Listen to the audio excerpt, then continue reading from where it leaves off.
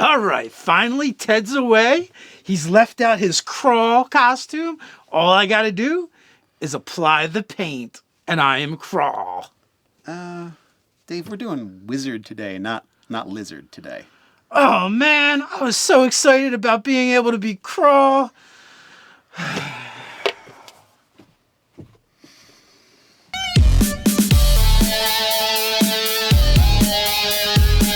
Man, I really wanted to wear that tail. I'm Nerdarchist Dave from Nerdarchy, for nerds by nerds, and today I'm hanging out with Nathan Nerdarch. Nerdarchy's a place for news, views, and homebrews for 5th edition Dungeons & Dragons, as well as other role-playing games. Please don't forget to hit that subscribe button and attune to that notification bell. All right, we're continuing our series. What is the absolute best race to play this class? And today, this class is one that's near and dear to your heart. Wizards, magic users, as they used to be called. Now, this is so much easier than when we did our fighter races because there were so many of them. It was like almost like 40 of them when you're comparing dex and strength. But now we only have to really worry about is intelligence. Yeah, the intellect. And there's only so many races that actually get pluses to intelligence. So that whittles down the list right for us right away. So we're going to break it down to, what are the stats that are important to being a wizard? What are the features that are thematic and important to being a wizard? And then finally, the theme. And under theme, we actually added an extra category, which I think is kind of important for the wizard and fantasy tropes. Oh yeah, that's the martial or war wizard theme. The Gish is very prominent. It shows up a lot. So it's definitely worth mentioning depending on what type of wizard you're going to build. Now, all that being said, listen, there is a ton of fun ways to play a wizard that are unoptimized. We're just going to go over what we think is mechanically the best for playing a wizard. If you're having fun in your game, that's the right wizard for you, for sure. But, not only are we going to probably have to look at stats, features, themes, but when you're talking about a wizard, invariably, Fireball is going to come up. So you know what happens when Fireball comes up? You're going to need a lot of dice for Fireball. Ooh, that's a lot of dice. And when we've got a lot of dice involved, our go-to is Easy Roller Dice, whether it's your first set of dice or your 1 millionth set of dice. Easy Roller Dice for all your dice rolling needs. They're an official sponsor for Nerdarchy and have been for a long time. Down in the description below, you can find a link to get your set of Easy Roller Dice, as well as a one-time promo code for a whopping 20% off. Go grab some Easy Roller Dice. So there's a lot of ways to play a wizard in 5e D&D. Now let's jump into that. Like we said earlier, you can play wizard any which way you want, but for this we're going to go with the races that have the best optimal chance of being the best wizard. And there's only 11 races that have bumps to intelligence, and I think that's a good place to start. Absolutely. And I think even in that 11, we're also including those super versatile races that we mention every time because they get floating stat bonuses or they just get bonuses to everything.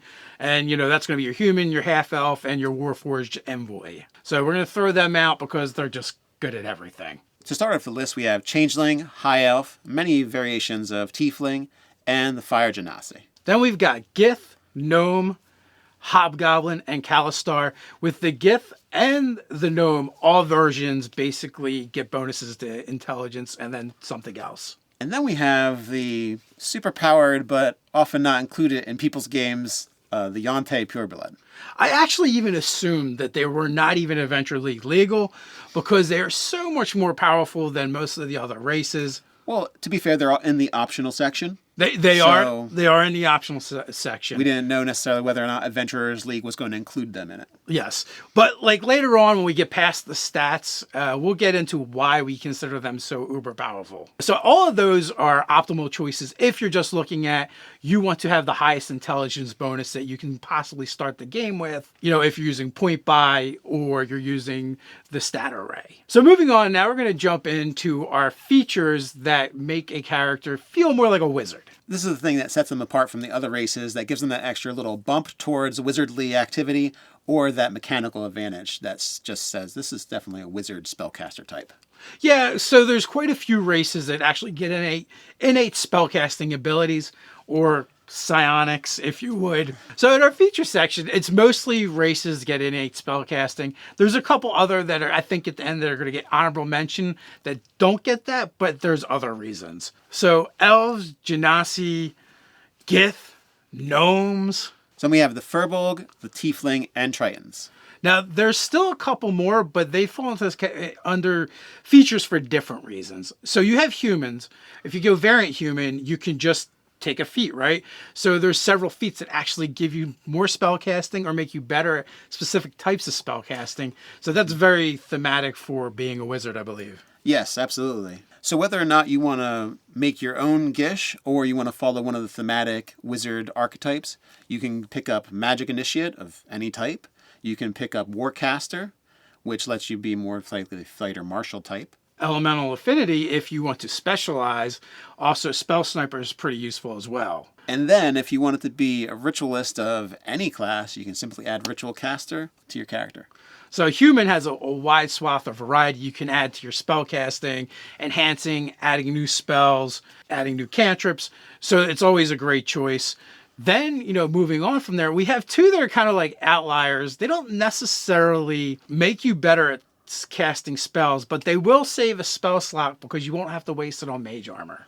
Yes, and that's Dwarf and Hobgoblin. Both of them have a martial training and add some armor, specifically the Mountain Dwarf or just the Hobgoblin. And also both of them have weapon training.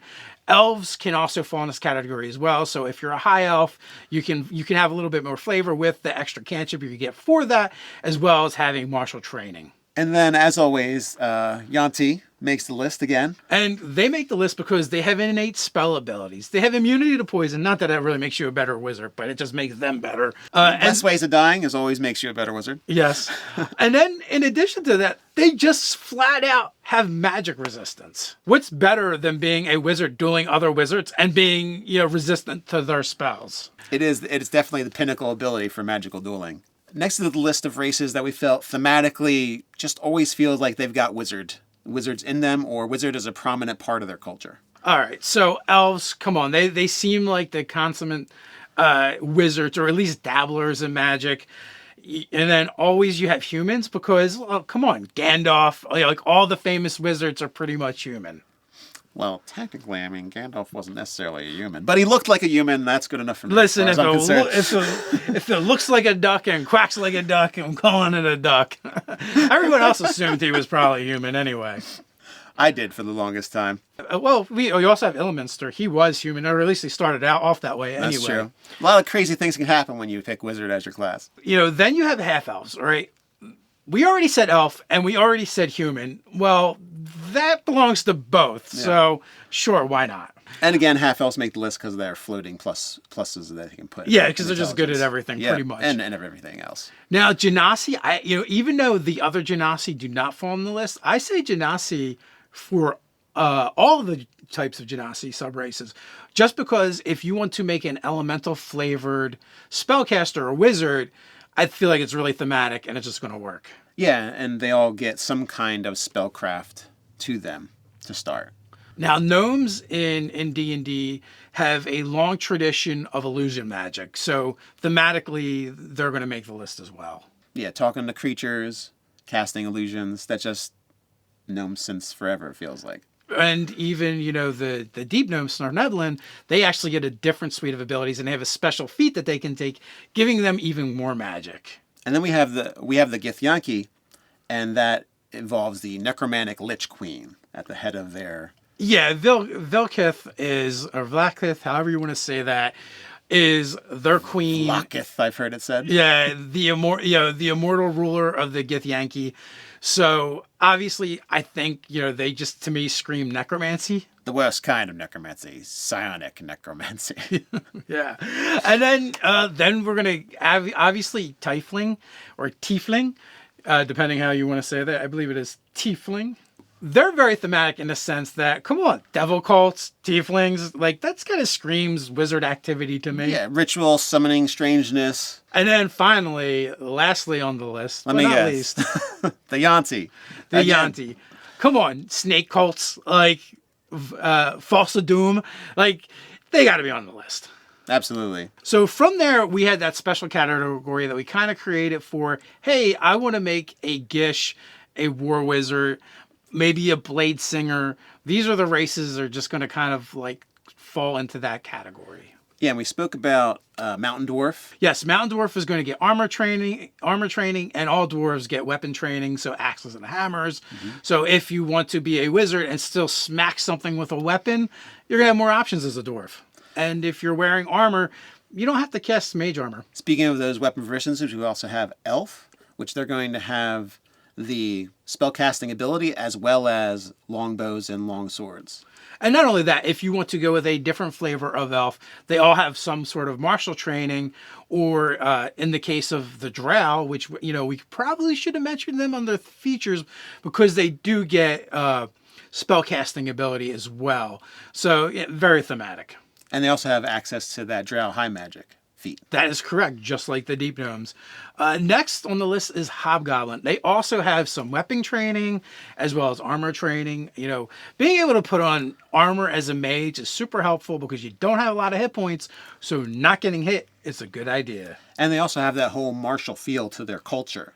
So every good troop of soldiers has to have their war wizard. And the Hobgoblin would make a fine war wizard with their bonuses to intelligence and constitution. So, you know, not only are they smart and good at casting, can be good at casting spells, but they can take a punch. And finally, we have the Githyanki, who has access to weapon proficiencies, including a two-handed sword, as well as armor, light, and medium. So I guess the only thing we didn't mention is maybe races that get a lot of skills, tools, or skill proficiencies, right? So all of those would also thematically work pretty well. Many of the ones we've actually mentioned get those as well, so it's going to help round out your wizard.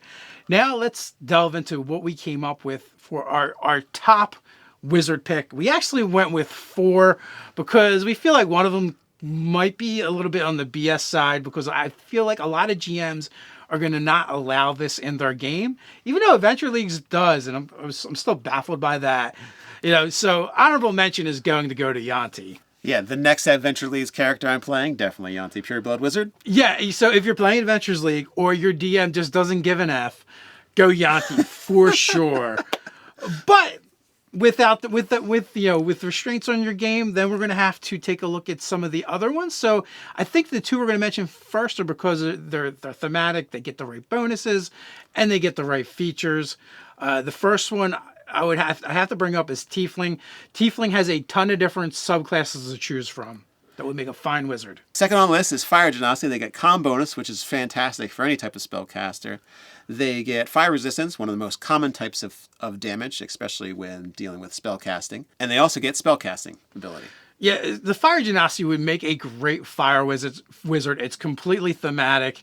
Definitely it would be a fun build. Getting that bonus to con is going to help.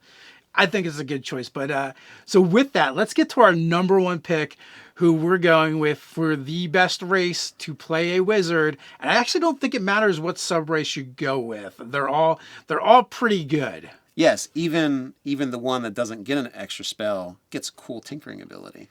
That's true. With that, probably gives it away. Gnomes, hands down, make thematic, have the right features, have the right stat bonuses. Matter of fact, I believe they are the only race to get a +2 bonus to their intelligence. They get the highest bonus in the game's intelligence. And, you know, since first edition, the Illusionist has been, the iconic gnome character. And then I think that stays true into 5th edition. Indubitably. So with that, what do you guys think? What is your favorite race to play a wizard with? What do you think is the best one? Doesn't matter. We got a place to discuss it, and that is down in the comments below. While you're at it, don't forget to like, share, and subscribe. While you're down there, check out the description for the one-time coupon code from Easy Roll a Dice for a whopping 20% off your first order, as well as the contest to get your Easy Roll a Dice. So until next time, stay nerdy.